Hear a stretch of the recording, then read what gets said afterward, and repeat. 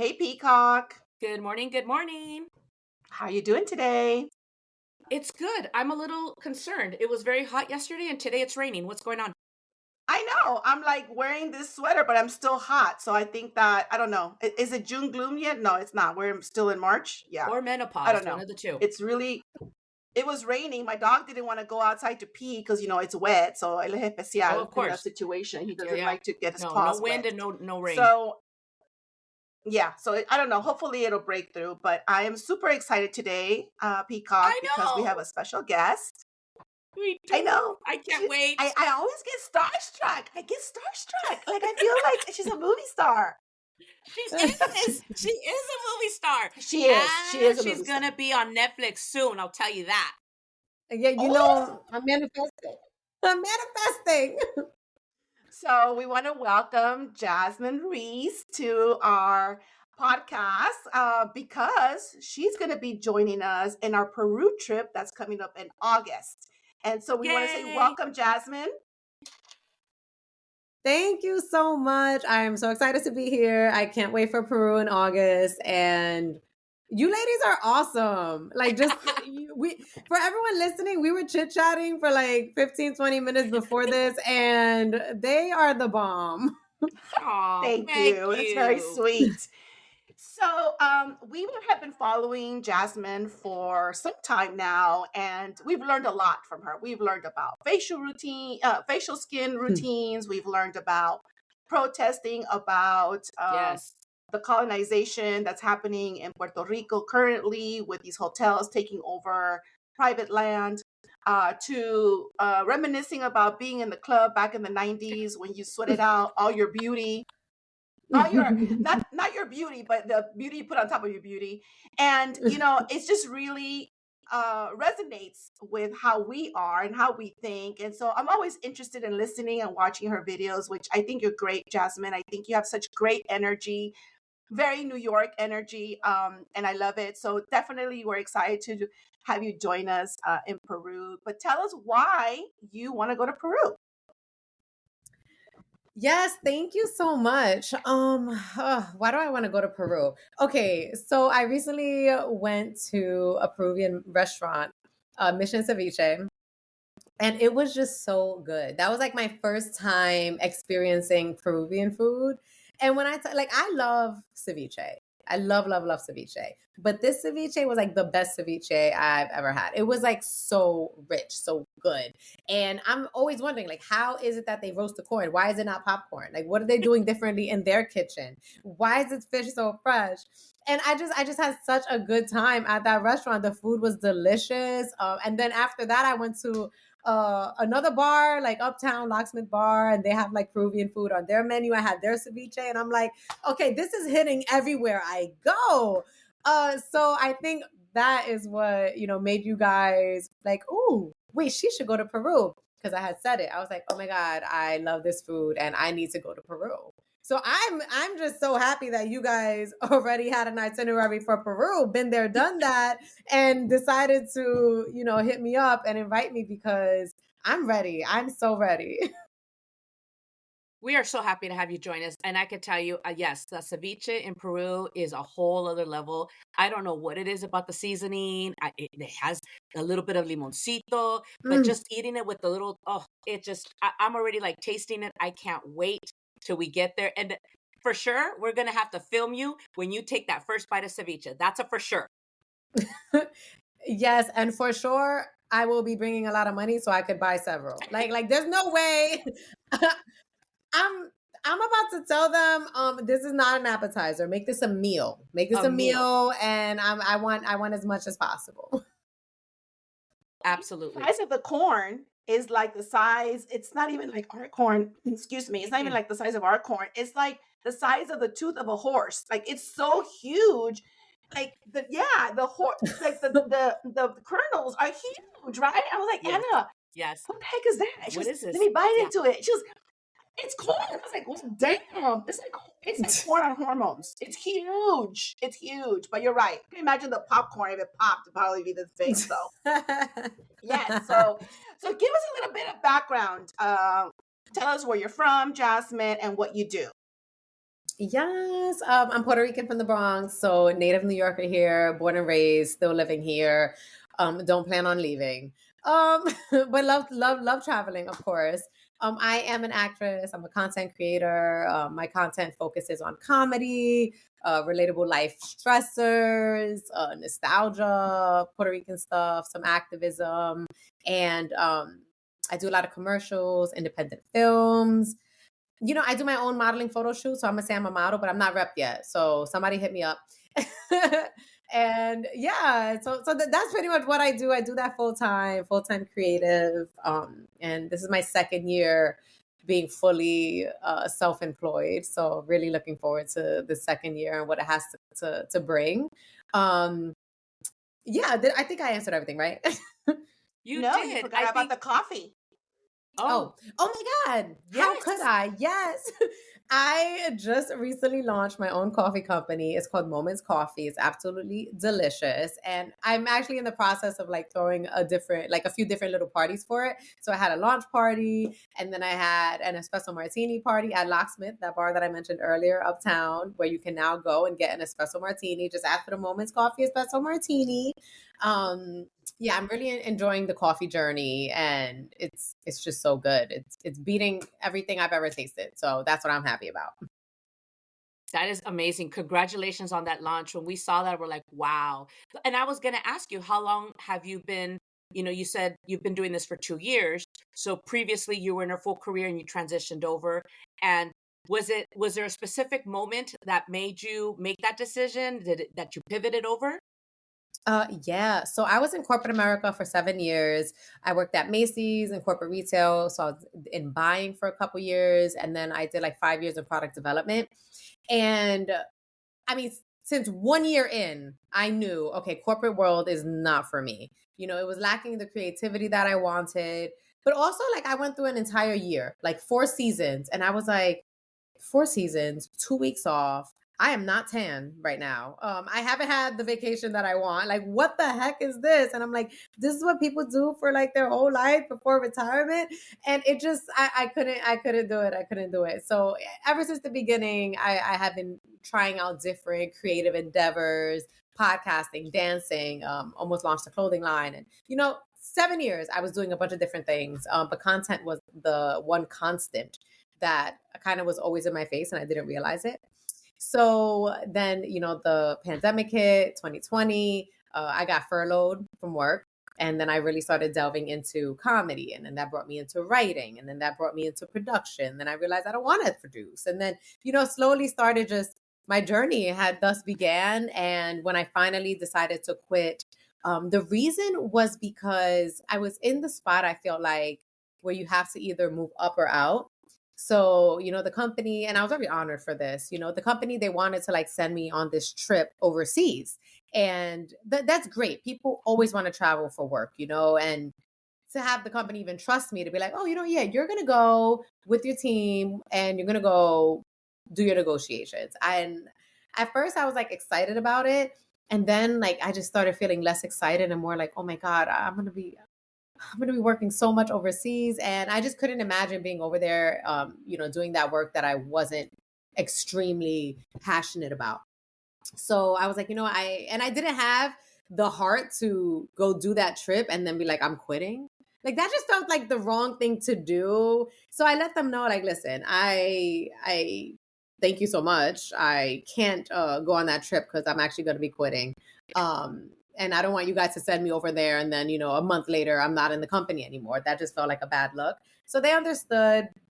Needless to say, I gave them months notice in advance because we were planning the trip in advance. And at the time, I was working a part-time job on the side where I was like just saving up a bag for when I quit, that I could feel a little more secure in that transition. And then I quit. I had the part-time job.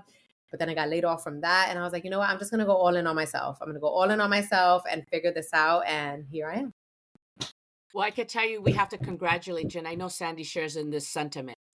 Our journey is very similar, but the cool thing for us to see is that you did it at such an early age. We fulfilled a full career, 25 plus years in public service before we decided like enough is enough. And we each have our own story as to how we transition. But that not having the fear that you took to just say, you know, I'm going to go all in on me. That's what we did. We're now going into 3 years, Sandy. I left in I don't even 2020. 2020. I left in 2022. So to see you, tell your story and how you transition and knowing that you bet on yourself and here you are, right? And all these other opportunities that have opened for you, that to us is what we love to see. Like we can smile from ear to ear just to see and hear it, that there's so many other people that are doing it. And this is why we offer these trips, because we want to give the opportunity for women to understand that there is so much more to life than just sitting in a 9 to 5. And who you are without all these titles. Because when you were in corporate America, you had a title, right? When we were in public service, we all had titles. But when you remove those titles, who are you? So now here we are in this platform offering these trips, and to see when they all come over and they experience this, that to us is like the biggest fulfillment ever. So all this said, have you ever traveled with a women group travel? With a women group? I mean, I've had like a girls trip with my girls, but outside of that, no. Like that's the only experience that I have traveling with women. So like initially I'm like, I think it feels safe to travel with a bunch of women. It feels fun. I feel very comfortable to do it, and I'm really looking forward to that. Yeah, this is gonna be my first time. Also, I'm a new solo traveler. So I did my first solo trip in December to Puerto Rico, just exploring my motherland and wanting to know where my family's from and seeing those places and knocking a few things off my bucket list that I really wanted to do. And that was a great solo trip. But I have a friend there, and I hung out with my friend a few days, and then I had like a few days solo. So it was like a good mix between like solo time and like some friend time. So this is like my first solo trip where, I mean, I know you two, and everyone else is like kind of, everything's just going to be so brand new, and I'm really looking forward to that. Well, we're excited. Yeah, it's great because that is our whole, mission in our company, is to really encourage women to come out of their comfort zones, because we come across a lot of women who say, my husband doesn't want to travel. Okay, well, leave him home. He'll be okay for a week. I don't have any. Yeah, I mean, hey, like this is a new generation. Like your husband can't travel. Okay, well, I'll see you in 7 days. I'll be back, and there's food in the refrigerator. I don't know. And then, or I'm afraid to fly, or I'm afraid to travel by myself. I don't know anybody. And that's the whole point of Two Peacocks Travel, is to try to encourage you to come out with a group of women. That's why we don't have more than 10 women in our trips, because when you have more than 10 women, it becomes a little chaotic. And we're trying to provide a safe, not that it's not safe if you have 20 people, but you really, someone's going to come out with some crazy idea that doesn't sound safe anymore, right? But when you're smaller groups, then everyone really gets to know each other on a more personal level. And that's when we develop this frame Travel Bestie, because you have friends, and then you have travel friends. And we know people in our company who have traveled with us already 5 times. And they're like, hey, I want to go to that Bali trip, but is Jessica going to go? Yeah, Jessica is going to go. And so-and-so is going to go. Oh, girl, I'm on it. Yes, that's my girl right there. Oh. And that's how it is, Recently, we were in the Christmas markets in Europe. And we don't know who she is. She signed up for it. She's from New York. And she was my roommate. And as soon as we were getting off the boat, she was like, so I'm going to go to Bali. So yeah, I'm saying, no, this is going to be it. I was like, oh my God. So she had such a great experience that she was like, yeah, this is the kind of group that I definitely want to hang around with, because also there's a little bit of, hanging out, but there's no pressure that we're all going to go out and get drunk and come home at 3:00 in the morning. And then we got to be up at 9 so we can go on this tour. There's none of that. Everyone can do whatever they want, but there's no pressure. We love to do our tours half days, because then you can do whatever the other half. If you want to sleep in, you can sleep in. If you want to go to town, you can go to town. So, it's just, that's what we're trying to offer. A different type of travel. We call it slow travel. Because then you get to enjoy it. You get to immerse in the culture. You get to know people. You become friends. Example, we went to Morocco recently, and you saw that. And we have a great contact in Morocco who's our tour guide. Her name is Siham. And all the women were in love with Sihan by the time we were done. They were like, "Oh my God, Sihan, oh, hugging and wishing her the best." And that's what we want. We want to make friends worldwide. And I know you're going to be going to Morocco soon, so I hope you Yes. have the same experience. So, but thank you so much for trusting us, and taking you on this fantastic trip to Peru up in the mountain. Because if you haven't seen where it's at, girl, you need to check the map. I did look at you guys' pictures on the website and the itinerary, and I was very excited. But I love everything you said. I'm really into the idea of like meeting new people and making friends. Also, I really want to learn about like other people's journey on why they're solo traveling, how long have they been doing that for, like what made them finally like start.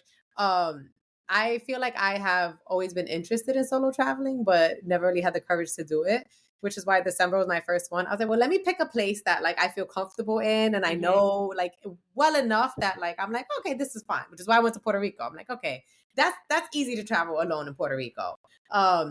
So yeah, so I'm looking forward to just hearing how other people gain the courage to do it in all these other different places.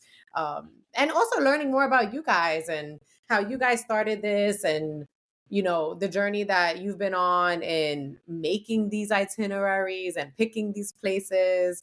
Yeah, I'm all about the connecting with people and really looking forward to that. Well, we're excited because definitely you're going to see a different perspective. Mhm. Once you're traveling, you don't have to be Jasmine. You could be whoever you really want if you really think about it.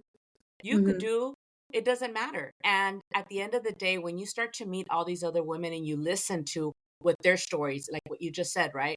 You come Mhm. back so rich of information, rich of having new friendships, and then traveling with us, like I mentioned earlier, there's always a checks and balance because, there are some ideas that come out and then there's someone else that has to go through the checkbox to make sure I'm like, okay, this is, going to work logistically. But we always want fun. We want it to be enriching for everyone that's experiencing. Like I told you, Sandy and I stand back when we land somewhere and we see the faces of these women. That to us is priceless. Every trip, because we know the story. A woman that had never flown before in her life, and there she is in Dubai taking on a glam shot at sunrise. What you would have never thought, or the woman that says, I've never left the country, I've always been just in the domestic, right? And there she is in Italy with her daughter, looking at, the Spanish Steps or the Trevi Fountain, and you're just kind of in awe. So for us to be able to share these experiences, I'll tell you, it was never like when people ask us how did we start, it wasn't something that we knew what was going to happen. It's just kind of been unfolding, and we've had to learn to trust our gut. And Mm. so there's so many things that we could tell you, and you'll hear, as we go along, things that have happened to us, and we're just like, okay, that door open, let's just walk through it. And so we're excited that you were excited to walk through this door, and that now I can't wait to see you in Machu Picchu. I can't wait to be laughing our heads off when we're going up Rainbow Mountain. I mean, that is going to be classic because we have plenty of stories for that. But is there anything that you have in mind that you need to prepare for, that you already know that you have to do beforehand, or is there anything that you have questions for us? In terms of prep beforehand, I'm definitely going to be reading up on some of the history. That way, when I'm like in Machu Picchu or on Rainbow Mountain or just wherever I am in the trip, I Yeah. have like a little base level of knowledge and I can ask questions. If Yes. I know a little bit, I can ask some questions. So I'm going to be preparing like that, but we're still like 5 months away. So I haven't started reading yet, but that is on my to-do list. In terms of questions for you guys right now, I don't have any, but I know I'm gonna have a bunch on the trip. Like, oh my God, how'd you And you set can this up? ask. How'd you meet this person? Where'd you find this? Like I like a lot of like, how is this possible? I can imagine now questions. I'm really looking forward to the cooking class. I'm like, oh, there's a cooking class. I could bring this to my kitchen. Don't play with me. I'm gonna be doing it. Also, I think you said there's a weaving class, or like just learning about the women who weave. Mhm. And I'm like really looking forward to the artistry. I love the idea of things just being handmade, and especially in traditional ways. And I like to support local artisans and just creatives in whatever realm that they're creating in. And handmade goods like always blow my mind, you know. So I'm really looking forward to shopping and hitting the little shops and, you know, spending my money. Take my money. That's really what we like to do is support other women in other countries because we Mhm. know that our life as women in the States is hard, but they have it harder because Mhm. Mhm. it's still countries in Latin America are ran by men and may make the decisions. So, but there's a lot of women who have their businesses, and we like to support them from the jewelry shop where we go get our silver to which I have my little, you can't see them, but I bought these in Peru and then real Mhm. silver. They have Love like it. silver shops that we go to so we can buy silver. And but I wanted to say also that, a lot of the times the women reach out to us and they'll say, so when are you guys going to do a trip to Hawaii? And I'm like, nah, girl, Mm-mm. nah. You can go to Hawaii by yourself. You don't need us. We want to You take you know, places that you would never go alone. right, right. I agree. Also, generally, people in Hawaii are literally like, stop coming to Hawaii. So Yes, I can Yeah. like, yes. I'm sorry. The minute the like local people are like, stop it, I'm done. I'm done. I don't need to Yeah. see Hawaii. There's a whole No more. world. I'm sure it's gorgeous. I don't want to contribute to what's happening there, especially being Puerto Rican and seeing the same thing start happening in PR and seeing that resistance. I don't want to contribute to Hawaii. So I'm not interested in Hawaii. But I totally agree with you guys that like, I I'd much rather like go on a trip like this to a place that I wouldn't normally think to go by myself. Anything Caribbean, I've only really been to the Caribbean. Anything like, Mexico, PR, DR, Curacao, like Caribbean Sea, that's Oh, where I I've love been Curacao. thriving. I love Curacao. Yes. I've been thriving there. I'm ready to go elsewhere. So that's why this year is a really big travel year for me and I'm really looking forward to Peru. And yeah, we're going to Vietnam, we're going to Bali. Like we're trying to hit some of these countries that Mhm. people would never go alone because they're fearful. Again, the language, the Right. unknown. How do I get from A to Mhm. B? So that's what we're trying to provide as a group. So Yeah. kudos, right? And And that's what we're trying to do. for for Vietnam, my partner, he's been to Vietnam for like a month and continues raving about how this is a great place. So when I saw the Vietnam trip, I was like, Mhm. noted, noted. You may catch me on a Vietnam trip sometime next year because I really want to go. That's what we're trying to do. We're just trying to encourage women to come out. And I just want to touch something real quick. You had mentioned something about when you were in corporate America, it's up or out. And that is such a reality that I've never Hmm. heard anyone touch on. I think Anna and I know about that, but we never actually have verbalized it. And Hmm. Hmm. when you don't go up, something must be wrong with you. Yes. I think when, any corporate job offers you an opportunity that is reflective of like your hard work and is seen as a privilege, whether it be traveling or whether it be a promotion, I think you are almost required to say yes. And I think if you don't say yes, it reflects negatively on you as if you don't have ambition or as if maybe you're lazy or you don't want to grow within the company. But personally, I see no problem in that. Maybe you're really happy in your role. Maybe you don't want your boss's job.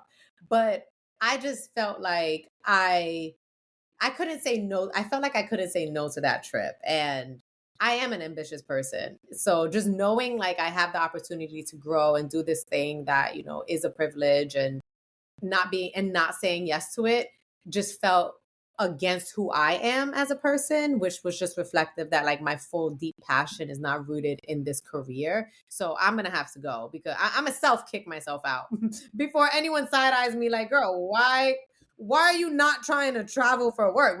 What are you doing? Right? So I'm gonna press eject and it was tough, a big transition, and I can tell you the next year was my first year self-employed was the roughest year, but yeah, I'm happy I'm here.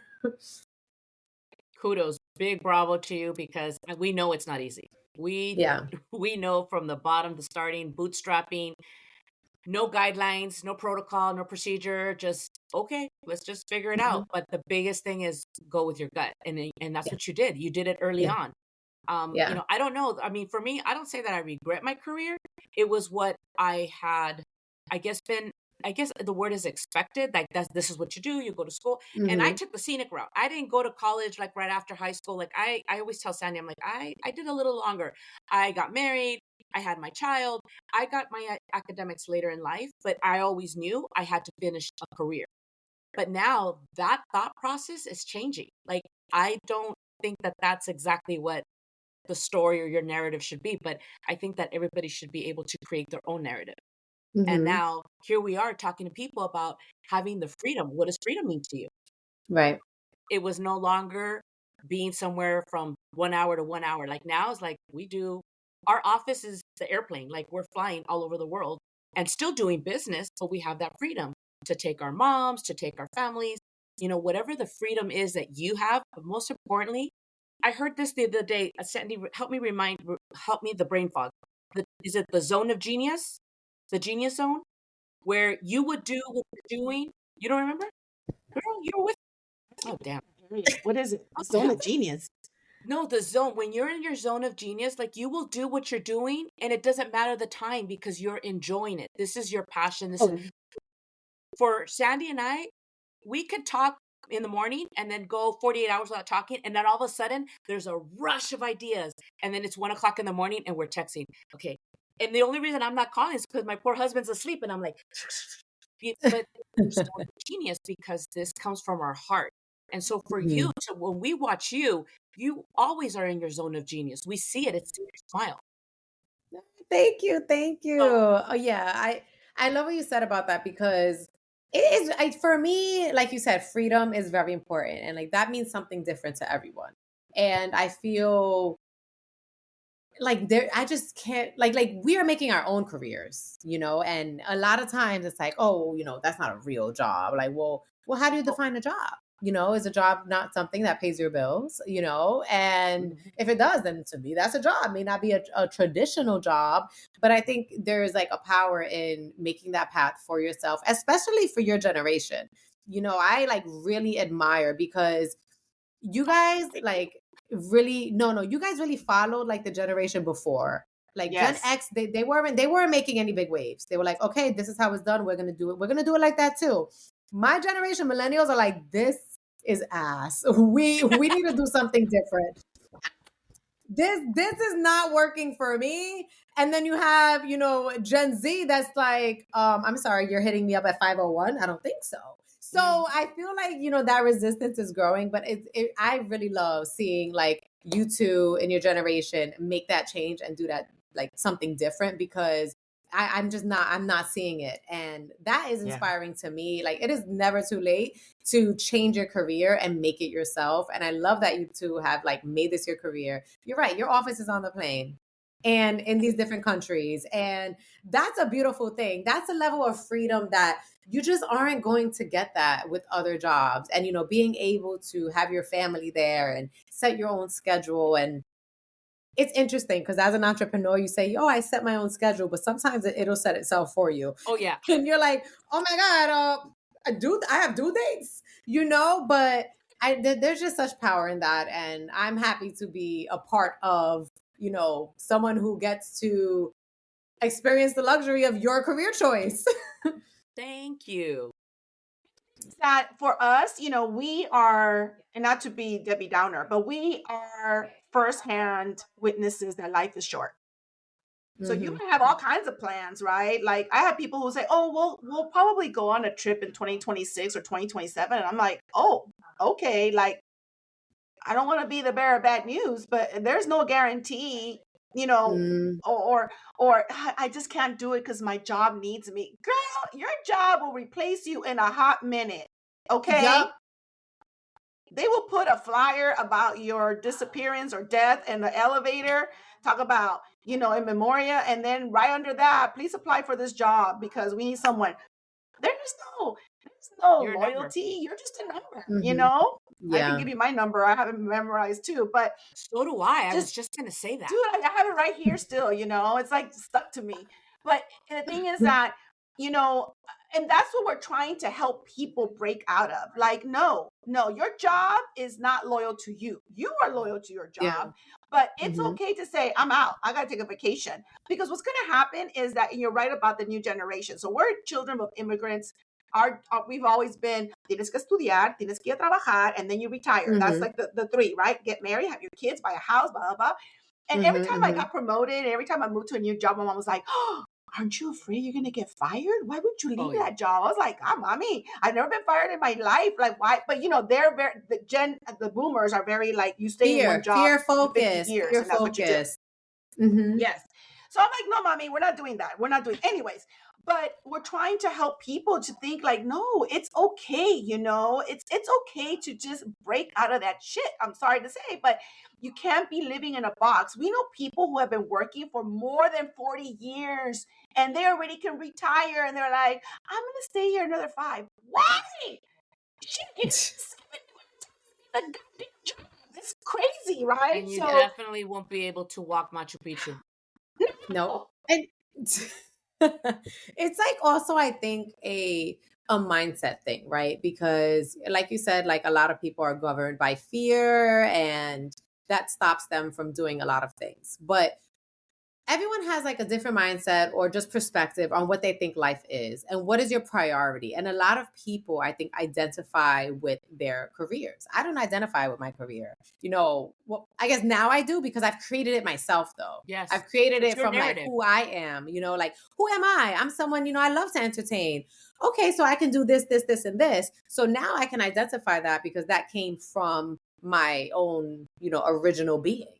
But in terms of like, okay, I work in corporate America. I can't identify with that role. That was something someone posted and said, who wants to do this? And I said, okay, I'll do it. And I got the role. That didn't originate from me, who I am. And I think a lot of people start to identify with those roles and they make it their life. Like my life, I never want my life to be work. Even though I'm very happy in my career right now, like like Kobe Bryant was very much like, I say no to things all the time so that I can have more time with my family. Because that was what life was about to him. Yeah. It's about your family. It's about your relationships. To me, life is all about my relationships. Whether it is like my friends, my family, partner, whatever it is, that's what life is about to me. So I really prioritize that. And I never want to be one of those people that's like, yeah, I'll retire when I'm 70. I retire. Like, no, absolutely not. I'm trying to live right now. And yeah, no, it's definitely a mindset thing. It's a mindset thing. so glad that, you're younger, of course, different generation, but you see that it's a big transition between our Yes. generation to yours, but I'm glad that you can see it because a lot of our own generation can't see it. They just don't feel, and of course you're fear-based, but most importantly, I have a question for you. Yes. Are you a cuber? Do you cube your clothes or do you roll your clothes in the suitcase? Just want to know. I cube until there's no more space, then I start rolling. So I'm a little bit of both. Like if it's, I'll take my pants and I'll like lay them as flat as possible on the bottom of the suitcase. Okay. So I start with the big stuff and I lay them flat. Then maybe I'll like roll the thin little things. And then if it's super thin, I'm like, I'm just going to throw it like a sabana right there. Poop on top. It's a mix. It is a mix of what's going on, but I will say I am extremely organized, very neat, very, very, very neat. Like I reorganize my suitcase every day of my trip. It needs to be perfect. I'm very organized. I start off organized, and then by the time I have this big old mountain, I'm like, what the hell happened? Because I will start cubing. Slippers? Sandy, have you seen my brush? I'm like, girl, I'm on this corner. No idea what's going on over there. But then flipping that on the way back, you have to have a certain weight on the luggage, right? Mm-hmm. I'm gonna write you out right now. Okay. Then I have, Anna, do you think you can fit these shoes in your luggage? No. You have shoes hanging outside of the luggage on her personal bag because they no longer fit in the damn luggage. I go, you see? So we each have our little quirks, but rolling, stamping, whatever I got to do, I got to fit it in there. But I always tell everybody, always, always carry a little compacted bag that you can unfold so that you can put it on the bag on the way back. Because it yes, I love those. Never fails. Sorry. Stop. No, it's true. You always have extra things. And on the way back, I would say it like I will stuff it to the brim. I was on the way going, I try to leave some space. Not on the way back. On the way back, I'm stuffing this bag. I want my goodies, and I'm not leaving a damn thing. On the way back, we will be laughing and holding our breath every time we have to weigh that luggage and be like, 23 kilos, right? It's 23 kilos is a magic number. We're like, you better start wearing multiple layers. That. And then when it's 23.4, you're like, can we just let that one go? Just let it, like that face. Smile. So how are you today? Right. Do whatever you got to do. You know what I heard is that you're allowed a pillow on the plane. So people sometimes bring like a zippy pillowcase and they'll put clothes in the zippy pillowcase and use it as a pillow. Yeah. Yeah. That's another trick. We've seen those. We've seen them. But the thing is that we already have enough crap with us. I haven't done it either. I got so much crap on me. I haven't done it either. Also, the clothes weigh. And I don't know if I want to be carrying my pillow that's 20 pounds of pants. Yeah. Well, I have to tell you that one of my favorites, and because we're going to wrap it up already, but I wanted to acknowledge, and I think it's Bobina, right? Bobina. Was that her name? Bobbiana. I want to acknowledge Bobbiana. Bobbiana, I hope that she's recovered from her neck injury, right? Because she was really just waving and bobbing her new cuts. And I really have to say that Bobbiana is amazing. Like, she is funny as shit. She will be on this trip. I will for sure. She will be fresh on this trip, and she wants to travel too. She wants to travel too. She's bringing the sass. She's bringing the attitude. Not to TSA because she doesn't want to get arrested, but she's bringing the sass. She's bringing the sass. So if you had never seen Bobbiana, she had to be hospitalized because she was bobbing so much. She injured her neck, and they even had the news crew outside the hospital covering Bobbiana because it was like it was an epidemic. People were doing it so much. So I love it. I love Bobbiana. I'm so happy that you love that because my favorite videos I make, they never go viral. My favorites are like not the hitters. And I'm like, God, I love that. So I really love the Bobbiana video. And for anyone listening, I love it. Bobbiana is my alter ego. I got a bob last year. And once I cut my hair and got this bob, I've been shaking my head for no reason. I got to look a left and a right. You best believe that look left and right across the street is dramatic, okay? So I made this whole video about it's a parody about there's a Bobbiana epidemic and I'm in the hospital. It was funny. Didn't go viral, but it's one of my favorites. So thank you for loving that. Thank you. Oh, it's got to go viral. Not go. Oh, I know. But you know what? Grouchy Titi is also phenomenal. My God, Grouchy Titi. She's the best. She is a piece of work. Coño. People love her, and she is actually modeled after my mom. So I will say 95% of all of those statements is a factual statement that I actually heard, and that's real life. That's why people love her so much. The best characters are rooted in truth. In truth. Yeah. I have a cousin who lives in East Coast. She's part of my dad's side of the family, and she comes to visit to California, and she's very New York. Very New York. And my son's like, why is Titi yelling? I'm like, she's not yelling. She's actually just having a conversation with you. She's like, I'm scared, mommy. Like her face is like she's ready, right? Like, and my nephew, my son's cousin's like, oh, don't listen to her. That's just the way she is. So he goes, man, Titi's like rough. I'm like, oh yeah, she's rough. Like, she don't mess with her. We're not used to New Yorkers. I mean, us as New York, as Californians, we're overly nice and we're, we say thank you and everything. Like, I remember the first time I went to New York, I was like, hi, what you want? I was like, oh, I'll have 2 tacos. I remember I was at Taco Bell. And I was like, why is she so rude? Like, next. Like, she didn't say thank you. And I'm like, oh my God. That's Californians. We're just too nice. Yeah. New Yorkers, whip it up. Let's go. We don't have the best manners. Okay, we could use some home training. We are very aggressive, but we are kind. Like if you need $1, we're gonna give you the dollar and then tell you you're a bum. You know, like we there for you, but you're gonna get some heat for it. You know, it's like, bitch, you can't buy a burger. Get your broke ass over here and let me feed you. You know, like aggressive but kind, but very rude.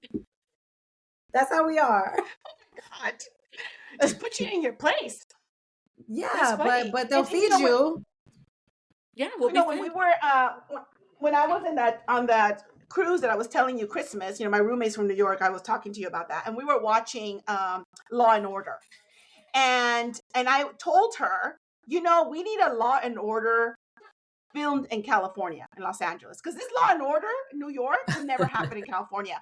First of all, they're like telling the police, no, you're not coming in. You need a warrant. So if you're not coming in here, you need to leave. Goodbye. I need to go. Like, are you crazy? In LA, you're not telling the fucking cops you can't come in. They shoot you. Like, so we need a Law and Order LA, because that Law and Order does not. That's New York. You guys are rough, even with the police. Like, it's crazy to me.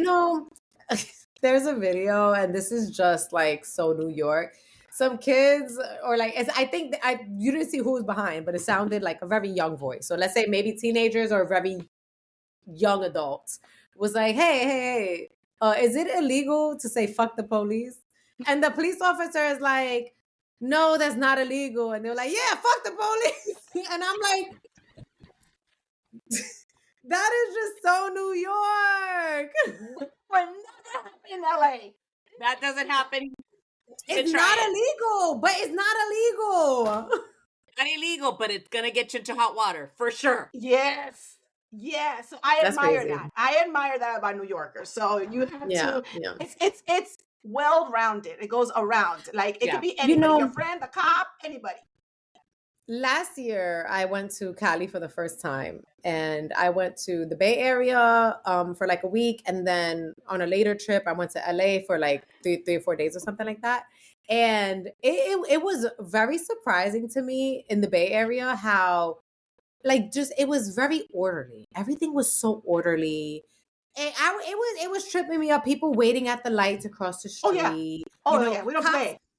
Like cars stopping, because you have the right of way. It was just, I was like, get me out of this simulation. Like, bring me back to my ghetto New York City, where people are almost getting run over, and be like, hurry the fuck up. It was just too nice.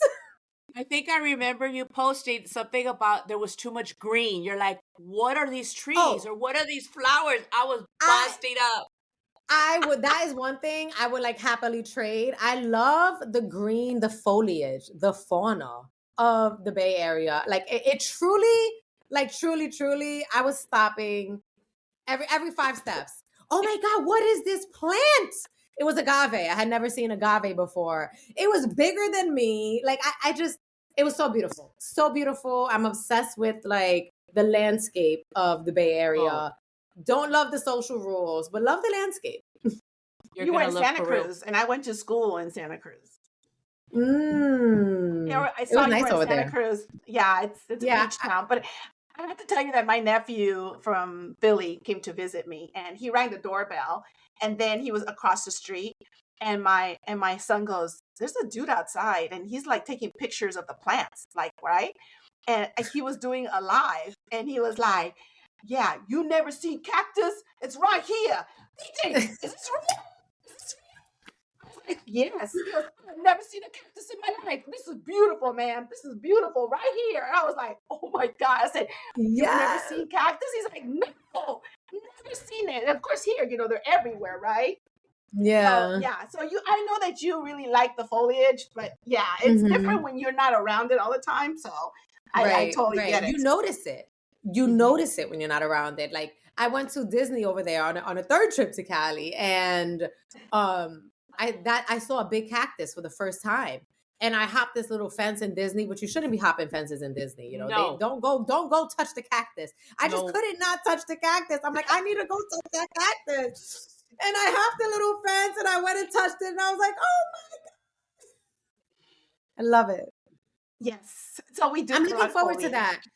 I'm looking forward to that in Peru. Like, I'm such a nature girly. I'm the girl that like Oh, stops and touches. Like, I'll stop and take a picture of a flower and send it to everybody in every group chat just to show them like how this stopped me in my tracks. So I'm looking forward to Peru for the foliage and the llamas. Oh, definitely. well, thank you so much, Jasmine, for joining us on this phenomenal podcast. We definitely Yes. enjoyed talking to Oh, yeah. you, and we touched on all the things we want to talk about, which including Babiana, because that's I feel like I'm close to Babiana. So, but thank you so much.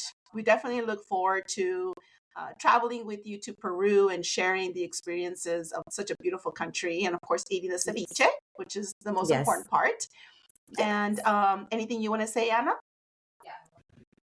I am so excited that, I know it's around the corner. It's a couple of months from now, but we're so excited to have you join us and to just experience it from our lens and then be able to take it back and share it with other people. Because the more that you experience something and you share it with someone else, it becomes contagious.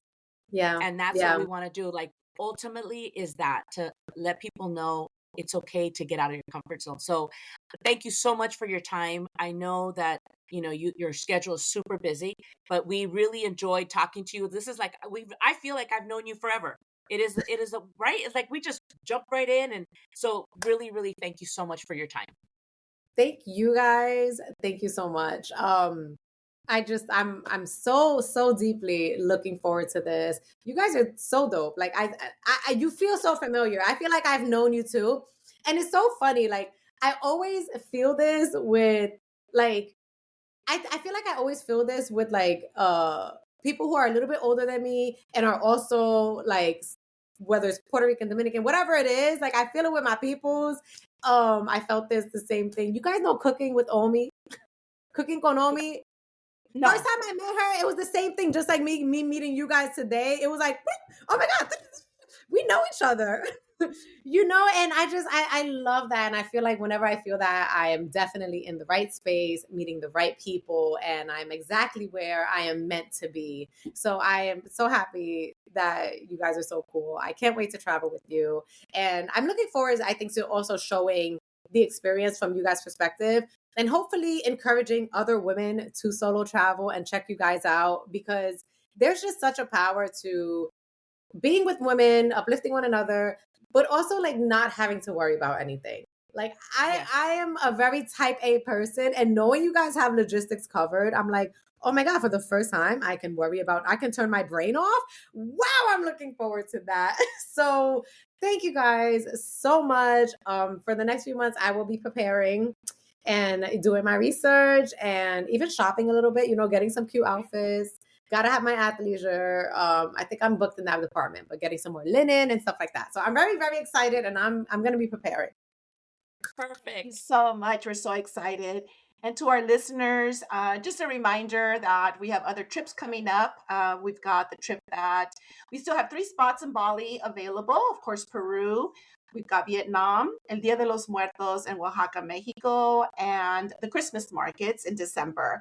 And follow us on Instagram at @2_peacocks_travel. And you can also sign up for our newsletter so you can get a sneak peek at our trips firsthand. So thank you so much, and happy travels to everybody, and see you soon, Jasmine.